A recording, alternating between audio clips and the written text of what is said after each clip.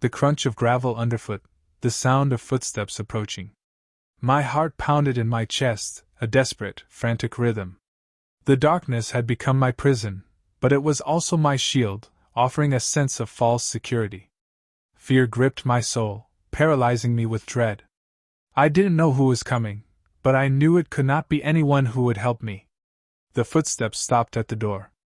I heard the sound of a key turning in the lock, the creak of the old door as it swung open. The darkness was broken by a sliver of light, a shaft of sunlight that pierced through the gloom. I knew then, with a chilling certainty, that my nightmare was far from over. The footsteps descended into the darkness, approaching my hiding place. I knew I couldn't stay hidden. It was time to face my demons. With a shuddering breath, I emerged from the shadows, my body trembling with fear and anticipation. I faced my tormentor, ready to fight, ready to survive, ready to face whatever awaited me in the darkness. The end, as they say, is merely a new beginning.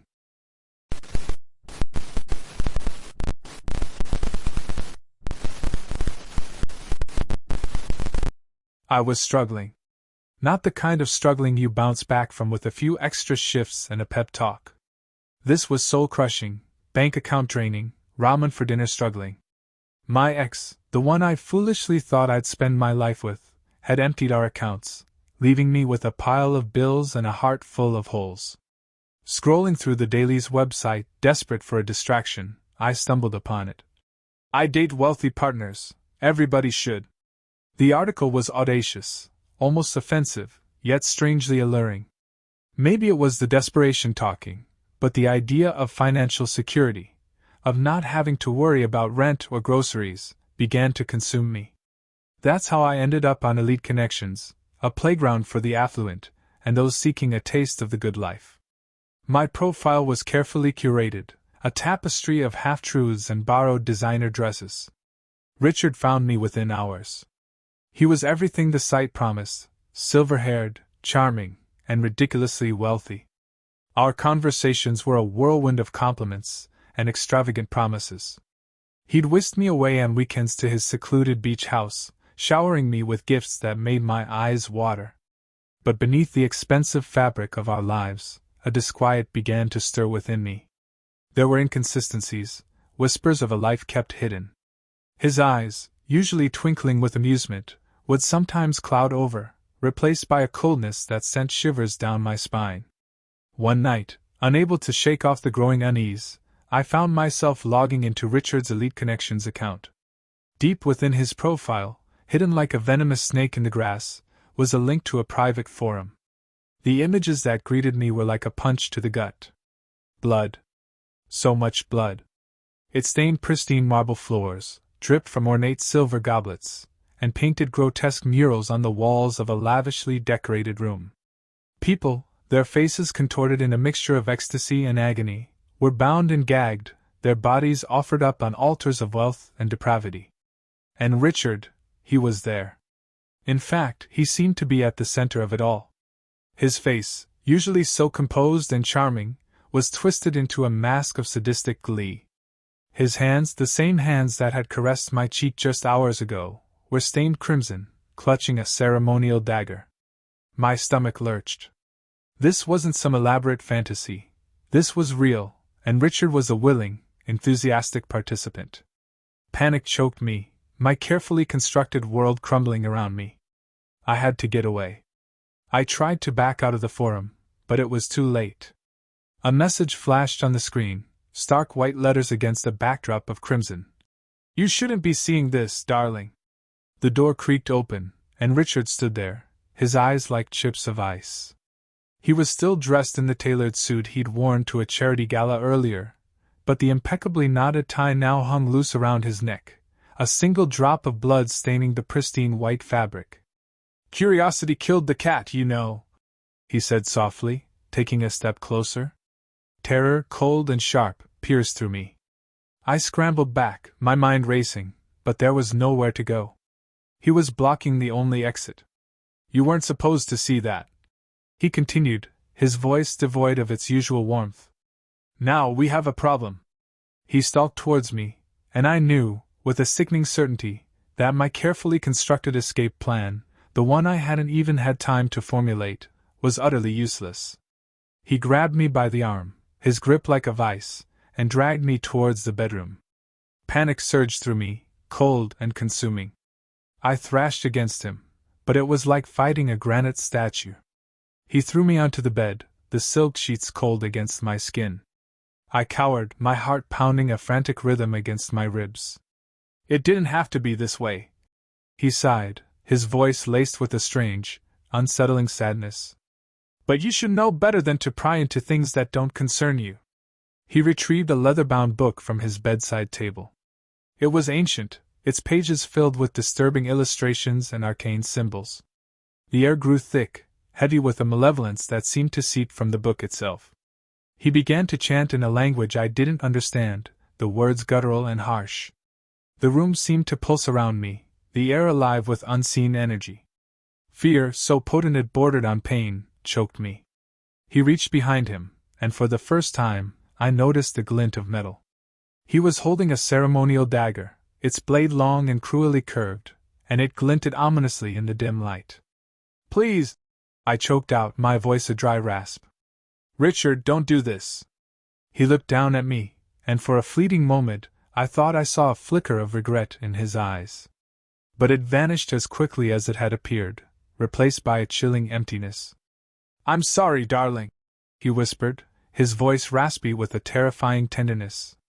"But you've seen too much." The last thing I saw before the darkness claimed me was the glint of the blade, its polished surface reflecting my terrified face like a distorted mirror.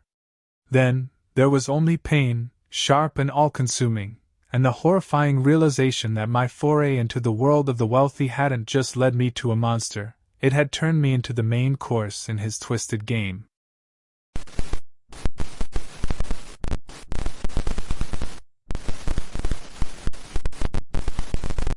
Last November, I found myself in a darker place than I had ever been in before. I was fresh out of a toxic relationship, and I was desperate to find some sense of stability and comfort in my life. I was a college student, barely making ends meet, but I took pride in my independence. I had left home early and had been supporting myself through a scholarship that covered my basic needs. I believed in Kant's categorical imperative, and strove to do what was morally right, rather than what was easy or pleasurable. But my heart was aching, and I was willing to try anything to take my mind off the pain. That's when I stumbled upon an article entitled, "I Date Wealthy Partners, Everybody Should." The essay concluded with the statement, "Dating wealthy partners helped me stop dating boys and start dating men." The words intrigued me, and I found myself morbidly curious about the prospect of dating wealthy men. I had always been fascinated by the world of high-end dating apps, and I couldn't resist the urge to see what it was all about. I immediately registered an account on Elite Connections, a wealthy partner dating site with a slogan that read, "Start dating up." The website was much more explicit about the transactional aspect of relationships than any other dating site I had ever used. The profiles were filled with information about annual income, net worth, and relationship status. Some of the profiles even stated outright that they were married but looking for some discreet excitement. Despite my reservations, I couldn't help but be drawn in by the promise of a new experience. I put up a few pictures of myself and created a profile that read, "Nerdy, curious, and driven. Literature and philosophy student looking for a good hug and a good debate. Learning about NFTs." Almost immediately, I started receiving messages from men who were interested in getting to know me better. As I began interacting with these men, I found myself in a conflicted headspace. On the one hand, I was flattered by their attention and found some of them to be genuinely attractive. I couldn't help but be tempted by the prospect of a no-strings-attached arrangement that could provide me with some financial security and comfort. On the other hand, I couldn't shake the feeling that I was selling myself, and I couldn't help but question my own motives. The conflict between my desire for pleasure and my commitment to moral righteousness only grew as I continued to use the site. I couldn't help but feel guilty for even considering the prospect of taking money from these men, even if I didn't technically need it.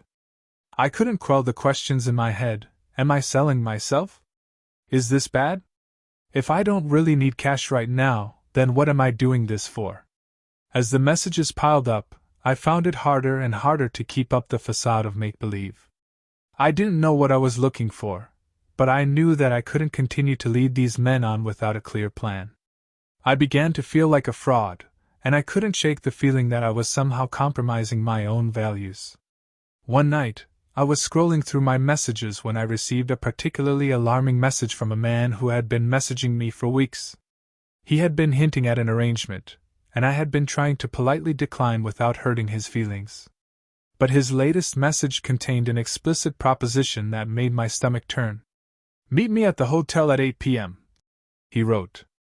"We'll discuss the details then." I knew I couldn't go through with it. I couldn't compromise my values like that, even if it meant missing out on some financial security. I knew I had to put an end to this charade once and for all. I blocked the man's number and deleted my account on Elite Connections, feeling a sense of relief wash over me. I knew I had made the right decision, even if it meant going back to my lonely, uncomfortable life. But as I lay in bed that night, I couldn't shake the feeling that something was still lurking in the shadows. I couldn't quite put my finger on it, but I knew that I had unleashed something dark and dangerous by venturing into the world of high-end dating.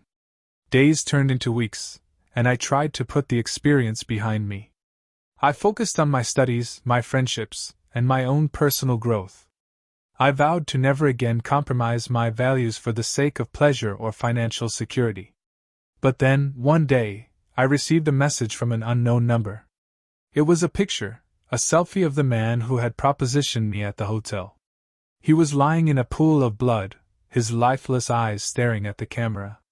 The message read, "This is what happens to those who cross me." I couldn't believe what I was seeing. I was in shock, paralyzed with fear. I didn't know what to do or who to turn to. I couldn't shake the feeling that this man's death was somehow connected to me, that I had somehow played a role in his demise.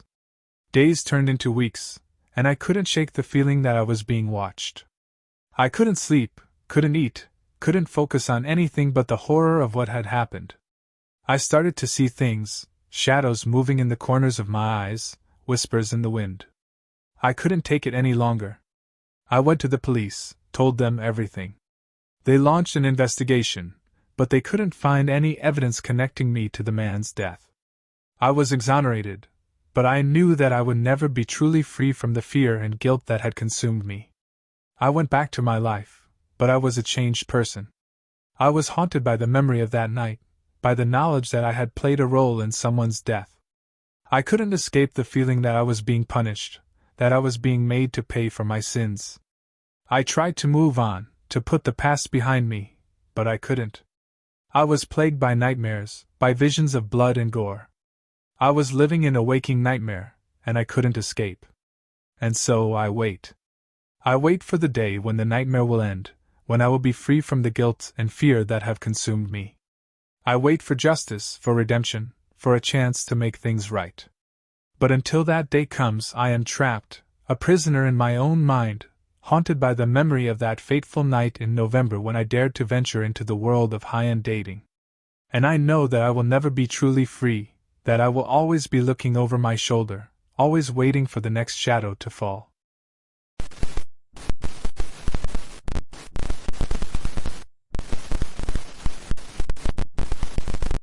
I thought my life was ordinary, a dreary tapestry woven with threads of frustration and monotony. My days were a blur of unrewarding work, a cramped apartment, and nights filled with the hollow echo of loneliness. Then I met Thomas. He was a whirlwind of charm and affluence, his presence a stark contrast to the drab reality I was accustomed to. He was everything I wasn't, sophisticated, powerful, and undeniably wealthy. It wasn't long before he began showering me with extravagant gifts, designer clothes, expensive dinners, and promises of a life beyond my wildest dreams. His eyes held a glint of something deeper, a hint of something dangerous that I chose to ignore. He offered me a way out, a chance to escape the drudgery of my existence. He promised me luxury, stability, and a life filled with comfort and privilege. In exchange, he wanted me to be his exclusive companion. His words were a siren song, luring me towards a life I had only ever dared to dream of. I was desperate, drowning in a sea of self-doubt and disillusionment. Thomas's offer was a lifeline, a beacon of hope in the darkness. The world he promised was so alluring, so different from the reality I knew. I rationalized my decision, telling myself it was only a business arrangement, a chance to trade my time for a life of comfort. But deep down, a gnawing unease lingered, whispering warnings I chose to ignore. The weeks that followed were a dizzying blur of opulent dinners, lavish parties, and expensive gifts. My life transformed, painted with the bright colors of luxury and indulgence. Thomas was a master of charm, weaving a web of allure around me. He treated me with a tenderness I'd never known, showering me with affection and attentiveness that made me feel cherished and valued. Yet beneath the veneer of kindness, a darkness lurked, a subtle shift in his demeanor that sent shivers down my spine. It was a Friday night, the air thick with anticipation. Thomas had invited me to his mansion, a towering structure overlooking the city, for what he called a special evening. I arrived, my heart pounding with a mixture of excitement and apprehension. The mansion was a testament to his wealth, an architectural marvel filled with ornate decor and priceless artifacts. But as I entered, an unsettling silence descended upon the place. The usual warmth and vibrancy were gone, replaced by a chilling stillness. Even the staff, usually bustling about, seemed to disappear. Thomas greeted me at the entrance, his smile strained and his eyes holding a chilling intensity. I tried to make light conversation, but he quickly cut me off, his voice sharp and commanding. He led me down a hallway, past rooms I had never seen before, each one shrouded in an unnerving darkness. He opened a heavy oak door, revealing a room bathed in a sickly green light. My breath hitched in my throat. This room was unlike any I had seen in the mansion. The walls were lined with disturbing trophies, pieces of flesh, twisted and preserved, grotesquely displayed in glass cabinets.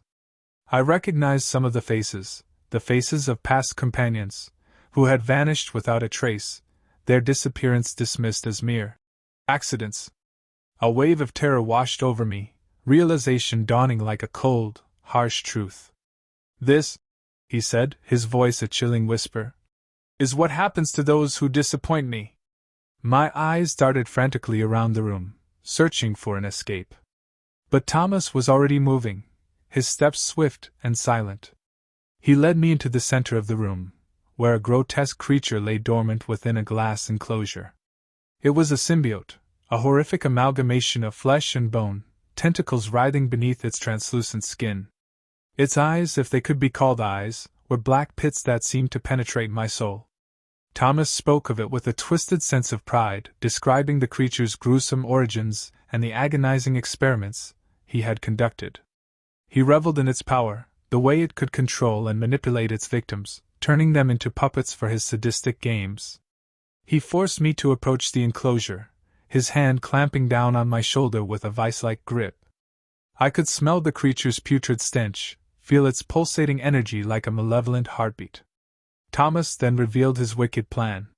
He intended to merge the symbiote with me, to use it to control me, to turn me into another trophy for his macabre collection. He spoke of the creature's abilities, its capacity to amplify fear, to twist and contort the mind, to make its host dance to its tune. His words were cold, calculated, devoid of any empathy or remorse. His eyes gleamed with a morbid fascination, and I felt a cold, creeping terror seep into my bones. He began the ritual, a grotesque ceremony that involved a series of incantations and the use of strange, luminescent concoctions. He approached the glass enclosure, his movements precise and controlled. With a sharp, metallic click, he opened the lid, the creature inside stirring, its tentacles reaching toward me. He placed his hand on my chest, a jolt of agonizing pain ripping through my body. I screamed, my voice swallowed by the thick silence of the room. The creature's tentacles, sharp and barbed, pierced my skin, wrapping around my body with a sickening suction. I felt a sickening pull, a sense of my being torn apart. The pain was unbearable, a symphony of agony that reverberated throughout my body. I struggled against its hold, But my strength was useless against the creature's relentless embrace. With a final surge, it burrowed deep into my flesh, piercing my chest, weaving itself into the very fabric of my being. I felt a surge of cold dread as I realized what Thomas had done. The creature was no longer just a horrifying entity in a glass cage. It was now a part of me, a monstrous parasite dwelling within my very soul. The symbiote's control was immediate and overwhelming. My body was no longer my own. It moved and reacted without my conscious consent, my limbs contorting and twisting in ways I could no longer control. It flooded my mind with images, memories, and emotions that weren't my own, a kaleidoscope of terror, pain, and despair. The creature amplified my fears, twisting them into grotesque nightmares. It fed on my vulnerability, feasting on the terror it had ignited within me. It was a living embodiment of my deepest, darkest fears, a tangible manifestation of the things I had tried so desperately to suppress. It was a battle for my sanity, a fight for my very soul. I was trapped in a living hell, my body and mind a battleground for control. Each day was a struggle, a desperate effort to regain a semblance of control, to break free from the nightmarish grip of the symbiote. The symbiote's power grew with every passing day, its influence expanding within me, twisting my thoughts and emotions, making me a puppet in Thomas's sadistic games. The creature demanded obedience, a perverse form of devotion that I was forced to comply with, driven by a primal fear that I couldn't shake. Thomas, the architect of this nightmare, reveled in my suffering. He watched with a cold, detached amusement as the symbiote tormented me, his eyes burning with a twisted sense of fulfillment. He pitted me against horrific scenarios, each one more brutal and unimaginable than the last. He forced me to confront my greatest fears, to face the demons that lurked in the shadows of my mind. The creature amplified these fears, turning them into gruesome realities that I was forced to endure. I was subjected to torture beyond anything I could have imagined, pain that pierced my very soul. One night, Thomas led me to a room filled with mirrors. He watched with a malicious grin as the symbiote twisted my reflection, contorting my image into a grotesque mockery of myself. The creature amplified my vulnerabilities, exploiting my insecurities, turning me into a broken shell of the person I once was. It was in that moment that I realized the depth of his cruelty, the extent of his obsession with manipulating and breaking his victims. The symbiote's control seeped into every aspect of my life. It controlled my thoughts, my actions, my very identity. I was no longer the woman I had been, my soul warped and twisted, a grotesque parody of my former self. I tried to fight back, to break free from the symbiote's grip. But every attempt was met with overwhelming force, the creature's power far exceeding anything I could muster. It was a hopeless battle, a fight against an enemy that was a part of me, a monstrous entity that had taken root within my very being. My days were filled with a constant struggle, a desperate attempt to regain control of my own body, my own mind. The symbiote's influence was relentless, a gnawing presence that never left my side. Every thought, every action, every emotion was tainted by its nightmarish touch. I was a prisoner in my own body, a captive within the confines of my own mind. The symbiote had become my tormentor, my executioner, my eternal nightmare. The only solace I found was in the fleeting moments when the symbiote's grip loosened, when I could catch a glimpse of the person I once was, a flicker of hope in the suffocating darkness. In those moments, I would cling to the memory of my former life, the life that I had so tragically lost. I knew that escaping this nightmare meant confronting not only Thomas but also the monstrous entity that had become a part of me. It was a desperate, terrifying battle, a fight for my very survival. It was a long and agonizing journey, a path paved with pain and despair. I fought tirelessly, against the symbiote's control, against Thomas's cruelty, against the very fabric of my existence. One night, as Thomas prepared to subject me to another horrific ordeal, I found myself in the room where it all began, the room with the preserved trophies. This time, however, the creature within me stirred, a flicker of defiance sparking within its darkness. The symbiote, sensing my desperation, responded with a surge of power, a wave of raw, unbridled terror that threatened to consume me. But this time, something was different. The creature's power felt different, not entirely in my control but somehow, shifting. As if there was something else within it, something that resonated with the sliver of my own will that still remained. The moment of truth came when Thomas, his eyes glinting with malicious glee, revealed his final, most grotesque plan. He intended to use the symbiote to drain the life force from me, to harvest my essence and preserve it as a trophy, a testament to his cruelty. The creature, sensing my fear and desperation, responded with a surge of its own. But this time, its energy didn't just amplify my terror. It responded with a wave of defiance, a primal rage that emanated from the depths of its being. The creature within me began to fight against Thomas's control, its tentacles lashing out, its barbed appendages piercing the air with a sickening snap. The room filled with a blood-curdling shriek, a sound that was both terrifying and strangely liberating. I felt the creature's power surge within me, a wave of untamed energy that ripped through my body and mind. It was chaos, a storm of emotions and instincts that I couldn't control. But within that chaos, I saw an opportunity, a chance to fight back. The symbiote's energy lashed out against Thomas. Its tentacles wrapped around his throat, its barbed appendages piercing his flesh. He screamed, a sound of both pain and disbelief. He had underestimated the creature, its power, its capacity for violence. The battle was brutal, a grotesque dance of violence and despair. The creature fought with a ferocity that surprised even me, its power fueled by a primal rage that seemed to emanate from the very core of its being. It was a battle between two forces of darkness, a clash of wills that shook the very foundations of the mansion.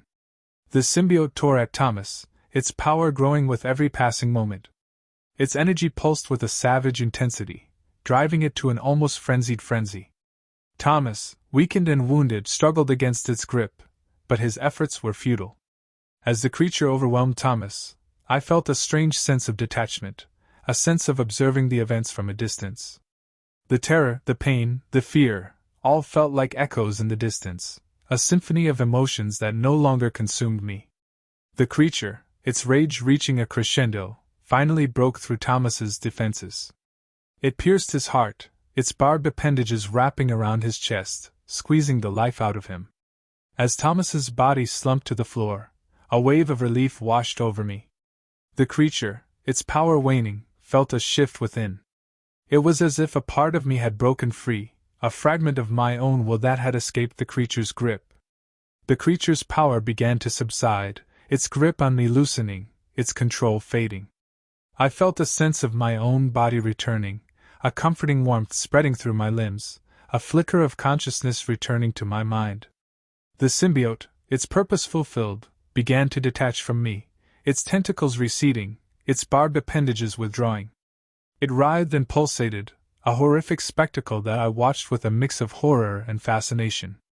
The creature, its life force dwindling, slowly retreated back into the glass enclosure, its energy dissipating, its form collapsing. It lay dormant, a grotesque trophy of the battle that had consumed me. With the creature's grip broken, I was finally free. I was still damaged, scarred by the ordeal, but I was free. I had endured the nightmare, survived the horrors of Thomas's mansion, and emerged, battered but unbroken. My ordeal had left scars, both physical and emotional. My body bore the marks of the creature's touch, my mind haunted by the memories of the horrors I had witnessed. But I was alive, and that was enough. I left the mansion, leaving behind the horrors I had endured, the darkness that had consumed me. As I walked away, I felt a sense of liberation, a weight lifted from my shoulders. I was free from Thomas, free from the creature, free from the nightmare that had consumed me. My life was no longer ordinary. It was scarred, but it was mine. I had escaped the clutches of a monster, survived the unimaginable, and emerged from the darkness stronger, more resilient, and more determined than ever before. I had faced my fears, confronted my demons, and emerged victorious. I was no longer the woman who had walked into Thomas's mansion. I was a survivor, a warrior who had faced the darkness and emerged into the light. My life was a testament to the resilience of the human spirit, the strength that can be found within even the darkest depths of despair. I had faced my nightmare and emerged victorious. I was free.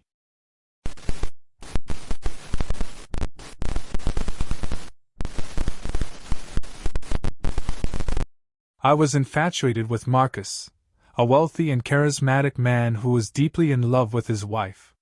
His name was whispered in hushed tones in the city's elite circles, a man of impeccable taste and undeniable power. He was everything I wasn't: confident, successful, and in control of his life.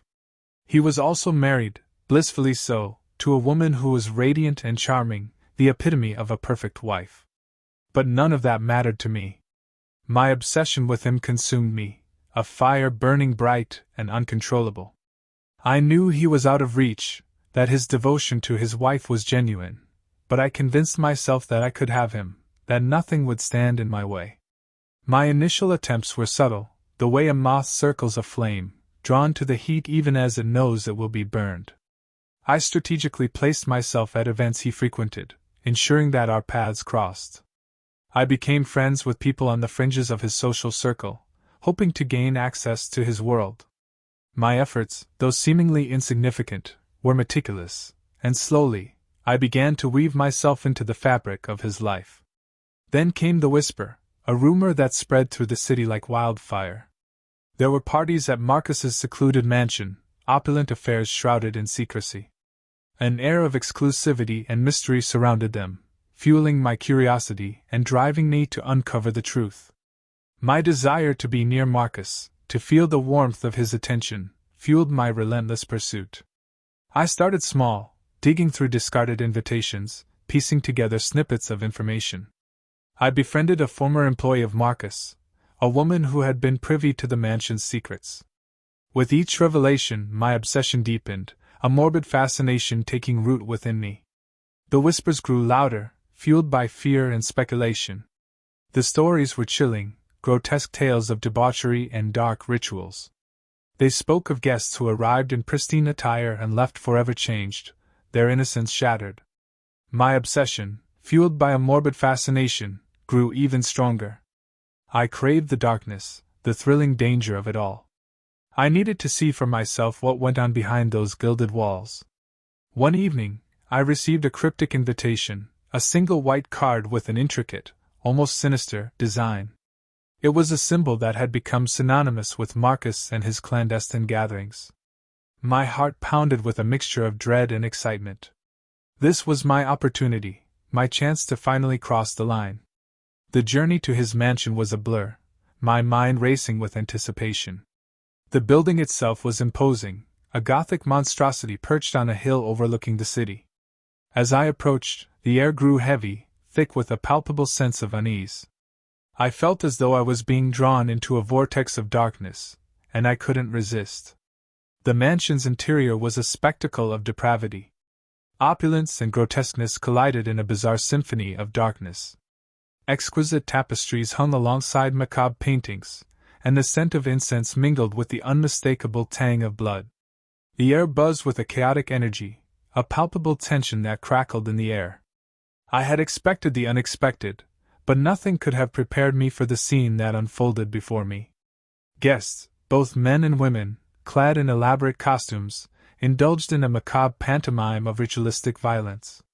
Their faces were painted, their eyes vacant and glazed over, their laughter echoing through the halls like the cackle of a raven.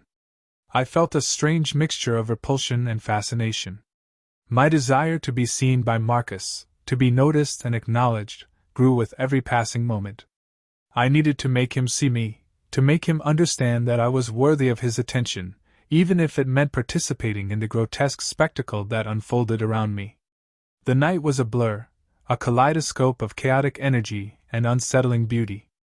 I found myself drawn to the heart of the festivities, the scene around a grand table where Marcus sat. He was the conductor of this orchestra of darkness, his eyes cold and calculating, his movements measured and deliberate. I wanted him to see me, to recognize me as something more than just another guest. And so I acted. Driven by a mixture of desire, desperation, and a distorted sense of reality, I allowed myself to be seduced by the darkness. I took part in the rituals, my inhibitions fading with every grotesque act. I felt a twisted sense of power, an exhilarating release from the confines of my ordinary life. My actions grew more extreme with each passing hour, driven by the belief that I could make Marcus mine, no matter the cost. In my mind, I was the only one who could truly understand him, the only one who could offer him the darkness he craved. My obsession had reached a fever pitch, consuming my thoughts and actions.